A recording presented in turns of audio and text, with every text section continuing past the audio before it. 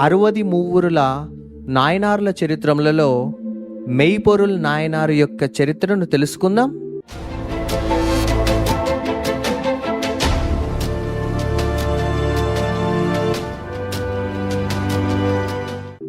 దక్షిణ పినాకినీ నది పశ్చిమ తీరమున తిరుకోవలూరు అనే నగరము చేది దేశమునకు ప్రధాన నగరముగా విలసిల్లుతున్న రోజులవి.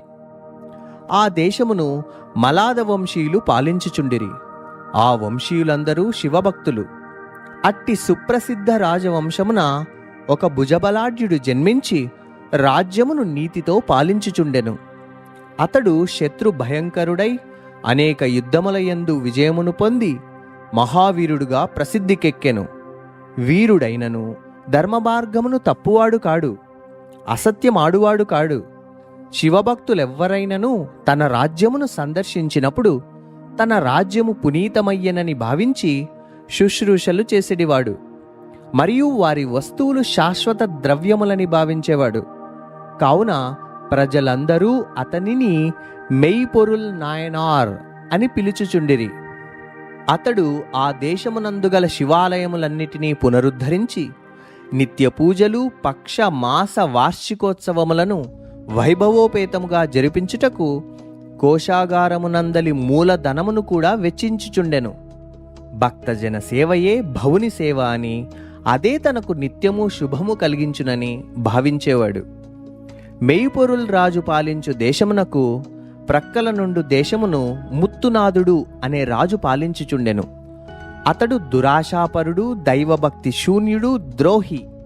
నాయనారు భక్తిపరుడై రాజ్యపాలన చేయుచుండగా ముత్తునాథుడు అతనిపై శత్రుత్వం వహించి నాయనారు రాజ్యమును ఆక్రమించాలనే తలంపుతో తన సైన్యమును కట్టుదిట్టము చేసుకొనుచు పెంపొందించుకొనుచూ ఉండెను. అతడు ఒకనాడు చతురంగ బల సమేతుడై మెయ్పొరుల్ రాజ్యముపై దండెత్తెను. నాయనారు శత్రువునెదిరించి అలవోకగా విజయము పొందెను. అపజయము పొందిన ముత్తునాథుడు పగ తీర్చుకొనుటకై అతనిపై పలుమార్లు దండెత్తెను.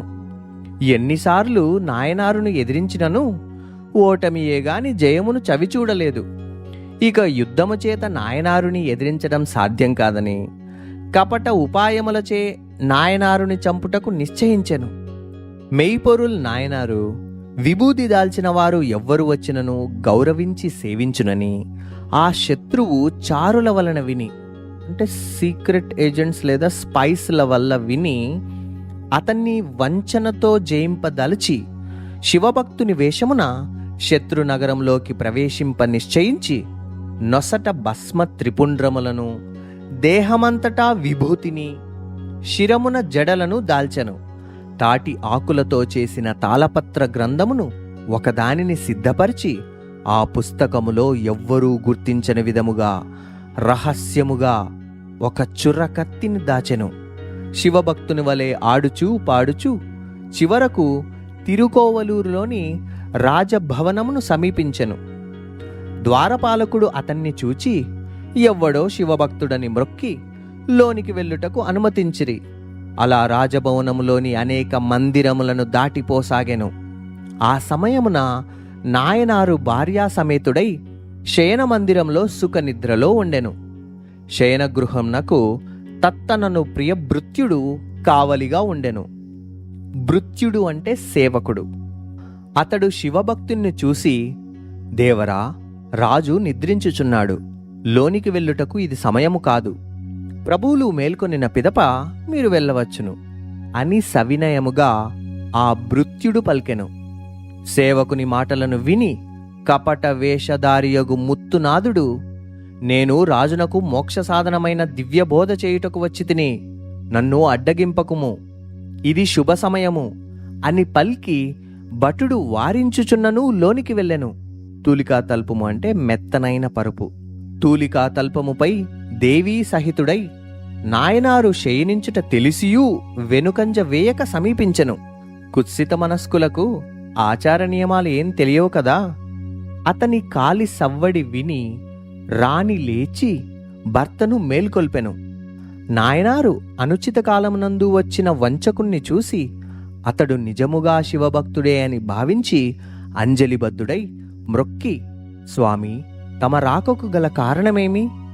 ఈ దాసుడు చేయవలసిన పని సెలవివ్వండి అని వినమ్రుడై పలికెను. అప్పుడు ఆ వంచకుడు, ఓయి శివప్రోక్తమైన ప్రాచీన ఆగమ శాస్త్రమొకటి నా యొద్ద కలదు. దైవపూజ తత్సంబంధ విషయాలను తెలుపునట్టి శాస్త్రాన్ని ఆగమ శాస్త్రము అంటారు. ఈ ఆగమ శాస్త్రాన్ని గురించి కూడా ఒక వీడియో చేయాలనే సంకల్పం నాలో ఉంది.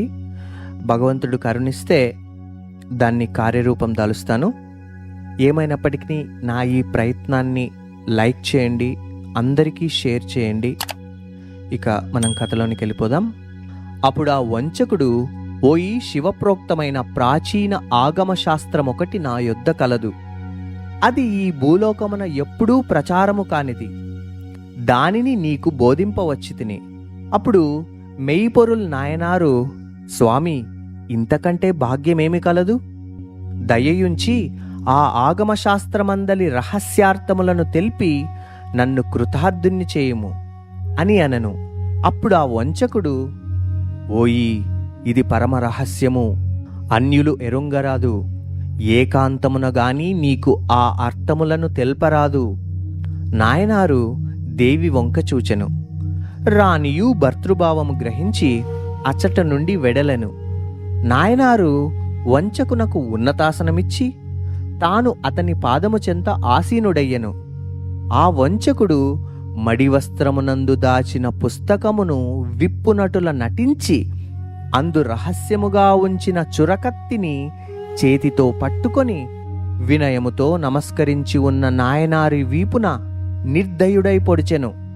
దుశ్చింతతో సమయము కాని సమయమందులోనికి వచ్చిన ఆ వ్యక్తిని మొదటి నుండియే సంశయించిన భృత్యుడు అతని చర్యలను గమనించి హఠాత్తుగా లోనికి వచ్చి ఖడ్గమును తీసి అతని శిరస్సును నరుకబోయెను. వెంటనే రక్తపు మడుగులో మునిగి నేలపై బడి కొట్టుమిట్టాడుతున్న నాయనారు, తత్తా, ఇతడు అన్యుడు కాడు, విభూది త్రిపుండ్రములను ధరించినవాడు, కావున ఇతనికి కీడు చేయరాదు అని చేయి చూపి అడ్డగించి మరలా నేలపైకి ఒరిగెను. భృత్యుడు రాజాజ్ఞను మీరజాలక ఎత్తిన కత్తిని దించి క్రింద పడుచున్న రాజునకు తన హస్తమును ఆలంబనగా చేసి, మహారాజా, నన్నేమి చేయమందురు అని గద్గద స్వరముతో పలికెను. అప్పుడు నాయనారు హీనస్వరముతో, ఓయి, పరమ మహేశ్వరుడగు ఇతడు మన నగరము దాటు వరకు నీవు రక్షింపవలయును. ఇతనిని ఎవ్వరూ అడ్డగింపని రీతిగా తోడుగా ఉండుము అని కోరెను. అతడు అట్లే అని సమ్మతిని తెలిపి ఆ ద్రోహికి తోడుగా పోసాగెను. అప్పటికే ఈ సంఘటన ఊరంతటికీ ప్రాకెను. ఎవడో దుష్టుడు భక్తవేషములో వచ్చి నాయనారును చంపెనని విని జనులు ఆబాలగోపాలము ఆయుధము చేతపట్టిన వారై మార్గములన్నింటినీ అడ్డగించిరి. తత్తనుని వెంట రాజమార్గంలో వెలుచున్న దుష్టుణ్ణి చూసి, వీడే మన రాజును పొడిచినవాడు, చంపుదము, ఇతన్ని పొడవండి అని వానిపై మూకుమ్మడిగా దాడికి వెళ్ళిరి. అంతలో తత్తనుడు, రాజు ఇతనికి ఏ కీడు రానియక గమ్యస్థానమును చేర్పుమని ఆజ్ఞాపించిరి, కావున మీరు అడ్డు తొలగండి అని అనగానే వారు రాజశాసనమును విని ఆగ్రహమును అణచుకొని తొలగిపోయిరి. తత్తనుడు ఆ వంచకుణ్ణి నగరము దాటించి కొంత దూరము అడవిలో సురక్షితమగు స్థలమును చేర్చి తాను వేగముగా మరలి అంతఃపురమునకు వచ్చెను. రాజు తత్తనుడు వచ్చు వరకు ప్రాణములను ఎట్లో ధరించి ఉండెను. ఆ ప్రియభృత్యుడు వచ్చి, మహారాజా, దేవరను శివభక్త వేషములో వచ్చి జయించిన అతనిని గమ్యస్థానమును చేర్చితిని. అప్పుడు రాజు సంతోషించి, తత్తా, నీవు చేసిన సేవ మహత్తరమైనది, ఇట్లు లోకములో ఎవ్వరునూ చెయ్యజాలరు.